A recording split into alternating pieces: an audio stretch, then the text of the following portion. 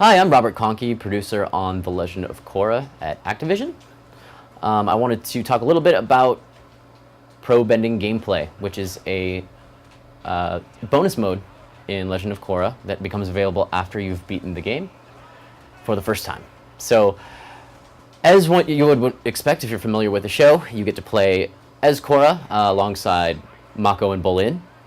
We've recreated very faithfully all of the actual rules used in the show for this game, and it's pretty intense, as you can see. So you've got the basic overview is you've got one bender of each of the key styles, aside from airbending, because there aren't any airbenders left, very few.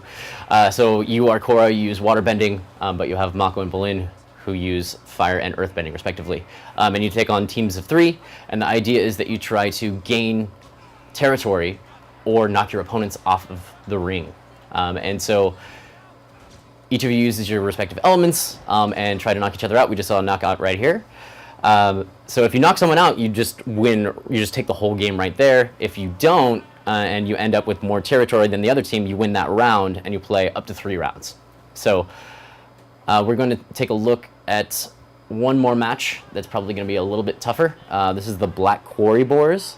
So each team kind of has its own specific characteristics associated with it. So for example, the Black Quarry Boars are known for using lots of counters. So you'll see there's a counter mechanic where if you press the block button right before you get hit, just like that, he just got countered, and then, okay, yeah. So if you press it right before you get hit, you'll knock it back at your opponent. They actually have a chance to counter that counter and knock it back at you, and it kind of becomes a high-risk thing where the more you counter each other, the more damage it's going to end up doing if it actually hits you. So you have to, it gets pretty intense when you go back and forth a bunch of times. And so that's one of the key mechanics involved in this. Additionally, dodging is really big, obviously. The idea behind, or if you really want to be successful, what you want to do is balance your dodging, your countering, and your actual attacking in order to find the right window to actually hit your opponents. There's also, you can see that your teammates, you can see who they're aiming at, so you can kind of coordinate with them. And if you pull that off right, you can get guys knocked back pretty quickly. And if you're uncoordinated, you may not. So, nice. It's getting pretty intense. It's like the 4th counter, 5th counter. Oh. Uh-oh. So the Fire Ferrets, Korra's team, have been pushed back to the 2nd zone. If they get pushed back one more time, they'll be in the 3rd zone. One interesting thing is the further back you are, the more damage you actually do. It's kind of a pressure thing where you're more powerful the further back you are, but that works for both teams. So there can often be a lot of back and forth of taking zones 1 on each side. And when you get pushed all the way back, you still have a chance to come back, even if it's 1v3, although it's pretty tough with all that stuff coming at you.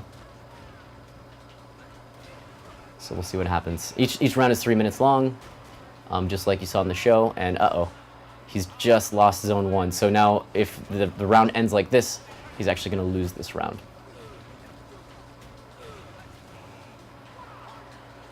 Let's see if we can get a face-off. Yeah. So close. Got it. Okay. You just need to hold your ground for 8 seconds. So one other thing I'd like to show is in the show, face-offs are a really big deal. They're very dramatic. And it's basically when both teams have an even amount of territory. You actually have to do a tiebreaker, which is a 1v1. And it's really close, so you've got to react very quickly. Counters are huge in this part. Let's see what happens. Uh-oh. Nice. Oh, he dodged it. It's looking pretty good. Oh, the counter. Yeah, so that's what... counters can turn everything around in an instant, so it gets pretty intense. But, yeah, so... The Fire Ferrets lost that round, but now we're at round 2, and it continues for 3 rounds. So even if you lose the first 2 rounds, you still play out the 3rd round. It is a 2 out of 3, but you play out the 3rd round because if you get a knockout, you could just still take the game right there.